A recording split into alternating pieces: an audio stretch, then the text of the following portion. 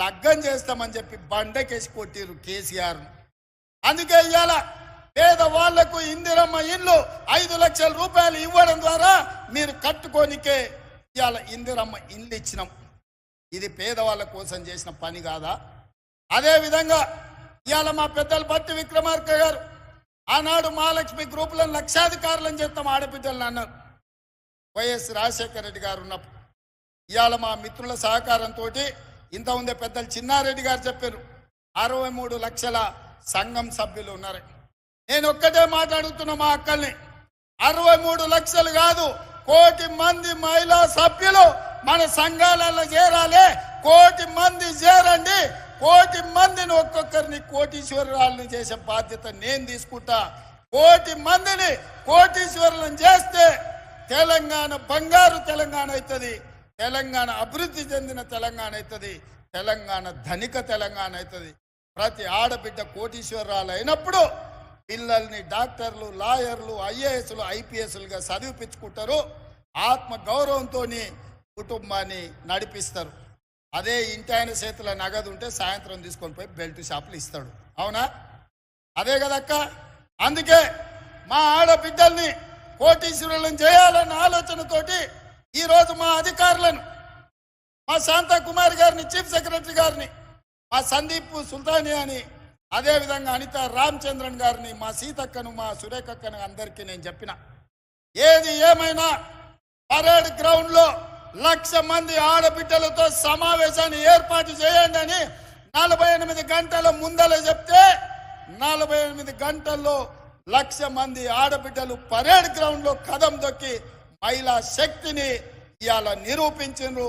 మీ మీద నాకు సంపూర్ణమైన విశ్వాసం, నమ్మకం కలిగింది. మీరు అనుకుంటే సాధించలేనిది ఏమీ లేదు. ఇవాళ నేను మీ స్టాల్ను చూసినా, మీ నైపుణ్యం చూసినా, మీ కష్టం చూసినా, మీ మార్కెటింగ్ చూసినా, మీ ఆడబిడ్డలందరితోని, సంఘాలతోని, సభ్యులతో నేను మాట్లాడినా. వాళ్ళతో మాట్లాడక నాకు ఒక మాట అర్థమైంది. మీరెంత మంచి ఉత్పత్తి చేసినా మీకు అమ్ముకోవడానికి ఒక మంచి వ్యాపార కేంద్రం లేదు. ఇవాళ రేపు బట్టలు, షాపింగ్ మాల్స్, చెన్నై మాలు, ఆ మాలు, ఈ మాల్ అని పెద్ద పెద్ద లైట్లు పెట్టి వాళ్ళు అమ్ముకుంటారు. కానీ మా ఆడబిడ్డలు అమ్మాలంటే ఎక్కడ ఏమీ లేదు. అందుకే ఈ వేదిక మీద నుంచి మా అధికారులకు ఆదేశాలు ఇస్తున్నా, రాబోయే నెల రోజుల్లో శిల్పారామం పక్కన మా ఆడబిడ్డలు ఉత్పత్తి చేసిన ప్రోడక్ట్స్ అమ్ముకోవడానికి 100 షాపులు మీకు పెట్టించి మీ ఉత్పత్తులు రాష్ట్రం కాదు, జాతీయం కాదు, అంతర్జాతీయ స్థాయిలో మీ ఉత్పత్తులు అన్ని అమ్ముకునే విధంగా మీకు స్టాళ్లు ఏర్పాటు చేపించే బాధ్యత, దానికి అవసరమైన ఏర్పాట్లు చేసే బాధ్యత నేను తీసుకుంటా. నెల రోజులు తిరిగే లోపు శిల్పారామం పక్కన మా మహాలక్ష్మి గ్రూపులకు స్టాళ్లు ఉంటాయి. మీరు ఏమేమి తయారు చేస్తారో అవన్నీ అక్కడ టాటాలు, బిర్లాలతోని, అదాని, అంబానీలతోని మా ఆడబిడ్డలు పోటీ పడే విధంగా మీరు తయారు చేసిన వాటిని అక్కడ అమ్ముకునే విధంగా మీకు చట్టబద్ధత కల్పించి మీకు న్యాయం చేసే విధంగా పూర్తి స్థాయిలో వ్యవస్థను ఏర్పాటు చేసే బాధ్యత నేను తీసుకుంటా. ఇవాళ నేను మీకు మాట ఇవ్వదలుచుకున్నా, 1 కోటి మందిని 5 ఏళ్ళు తిరిగే లోపల 1 కోటి మంది ఆడబిడ్డల్ని కోటీశ్వరులను చేసే బాధ్యత కాంగ్రెస్ పార్టీ ఇందిరమ్మ రాజ్యం తీసుకుంటుంది. మరి ఇవాళ కేసీఆర్, కేటీఆర్, హరీష్ రావు, కవితమ్మ అంటారు రేవంత్ రెడ్డిని ఓడగొట్టాలి, కాంగ్రెస్ను పడగొట్టాలి. నేను అడగదలుచుకున్నా మా అక్కల్ని, ఏం పాపం చేసిన అక్క? నేను ఎవరిదాన్ని ఆస్తి గుంజుకున్నానా? ఎవరన్నా తల్లెలు ఏమన్నా పెట్టుకుంటే నేను గుజ్జుక తిన్నానా? పోనీ వాళ్ళ ఏమన్నా ఫామ్ హౌస్ నేనేమన్నా గుట్ట భూమి అడిగినా? లేకపోతే వాళ్ళు దోసుకున్న సొమ్ములు ఏమన్నా వాటా అడిగినా? ఆయనకున్న జన్వాడలు ఉన్న ఫామ్ హౌస్లు ఏమన్నా 2 రూమ్లు ఏమని అడిగినా? నేను ఏం చేసినా? ఆడబిడ్డల్ని బలోపేతం చేద్దామని చూసిన. ఆర్టీసీ బస్సులో ఉచిత ప్రయాణం ఇచ్చిన, ఆరోగ్యశ్రీలో 10 లక్షలు ఇచ్చిన, సిలిండర్ 500కి ఇచ్చిన, 200 యూనిట్లు ఉచితంగా కరెంట్ ఇచ్చిన, ఇల్లు కట్టుకోనికే ఇందిరమ్మ 5 లక్షల రూపాయలు ఇచ్చిన.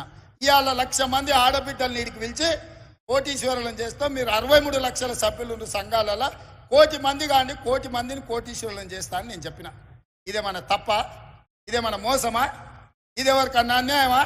కేసీఆర్ ఉన్నంతకాలం ఆయన బిడ్డ తప్ప ఎవరు నన్ను చూసిండా? బతుకమ్మ ఆడితే ఆమెనే ఆడాలి, ఎంపీ కావాలంటే ఆమెనే కావాలి, ఎమ్మెల్సీ కావాలంటే ఆమెనే కావాలి. ఇక ఏది ఉన్నా ఆయన బిడ్డ తప్ప ఇంకోరు బిడ్డల దిక్కు చూసిండా? ఆయన బిడ్డ ఆయనకి ఎంత ముద్దో మా అక్కల చెల్లెళ్ళు మాకంత ముద్దు కాదా? మా అక్కల చెల్లెళ్ళు బాగుండాలని మేము కోరుకుంటే తప్ప? మీ సోదరుడుగా వ్యవసాయ కుటుంబం నుంచి వచ్చిన నేను నల్లమల్ల అడవులో నుంచి అచ్చంపేట నుంచి హైదరాబాద్ వరకు వచ్చి ఇవాళ ఒక వ్యవసాయం చేసుకునే పిల్లగాని ఆ కుటుంబం నుంచి వచ్చినోని నేను ఈ రాష్ట్ర ముఖ్యమంత్రి అయితే చూసి ఓర్వలేకపోతున్నాను. వాళ్ళ కడుపులా ఒకటే పుగులు అవుతుంది. అరేకి వ్యవసాయం చేసుకునే వాళ్ళ పిల్లగాడు వచ్చి ముఖ్యమంత్రి అవుతాడని త్వరలే కూర్చోవాలి నా కుర్చీలా? వ్యవసాయదారులు కూర్చోవద్దా అని నేను అడుగుతున్నా. ఎందుకు ఇవాళ ప్రజలు మాకు తీర్పు ఇచ్చారు, మాకు ఓట్లు వేసారు. 93 లక్షల మంది మమ్మల్ని ఆశీర్వదించి ఆ కుర్చీలో కూర్చోబెట్టారు. ఏమన్నా అయ్య పేరు చెప్పి కూర్చున్నానా? విరాసతులో కూడా పుణ్యానికి ఇచ్చిండా? లేకపోతే ఎవరి ఇంట్లో నన్ను ఉంటే రాత్రి కూడా దొంగతనం చేసిన మా అక్క బాజాబ్తా ప్రజల దగ్గరికి వెళ్ళినాం, ప్రజలకు చెప్పినాం, ఇందిరమ్మ రాజ్యం తెస్తామన్నాం, కాంగ్రెస్ అధికారంలోకి వస్తుందన్నాం, 6 గ్యారంటీలు అమలు చేస్తామన్నాం. ఆ మాట తెలంగాణ ఇచ్చిన సోనియమ్మతోని మీకు చెప్పించినాం.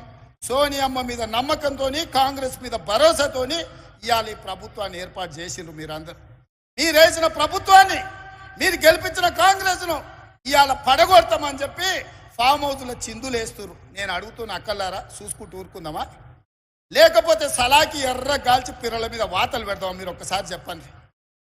నేనైతే ఒక మాట చెప్పదలుచుకున్నా. ఎవడైతే ఈ ప్రభుత్వాన్ని పడగొడతానో, ఈ ప్రభుత్వానికి ఏదన్నా నష్టం చేకూరుస్తా అంటే ఊర్లలోకి వస్తే పొరకాటలు తిరిగేసి కొట్టూరు రక్క ఎవడొచ్చినా సరే ఇంటి ముందరికి వస్తే ఓటు అడగనికి వస్తే చెయ్యి జాపమని రొట్టెలు చేసేటప్పుడు వస్తే సలాకి ఎర్ర గాల్చి చేతుల మీద వాతలు పెట్టురు. అప్పుడు కానీ సన్నాసులకు బుద్ధి రాదు.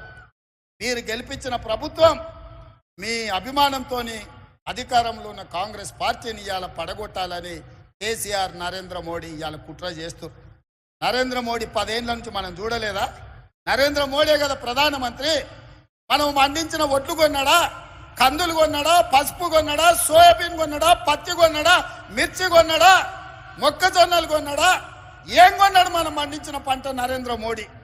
ఏం కొనకపోను రైతు వ్యతిరేక నల్ల చట్టాలు తెలిసి అదాని అంబానీలకు అమెజాన్లకు దేశాన్ని 70 కోట్ల రైతులను తాకట్టు పెడుతుంటే లక్షలాది మంది రైతులు ఢిల్లీలో ధర్నా చేస్తే తుపాకీ తూటాలతో కాల్చి చంపినాడు నరేంద్ర మోడీ. ఇవాళ మన ప్రభుత్వాన్ని వడగొడతా అంటుండు. మన రైతులను ఆదుకున్నాడా?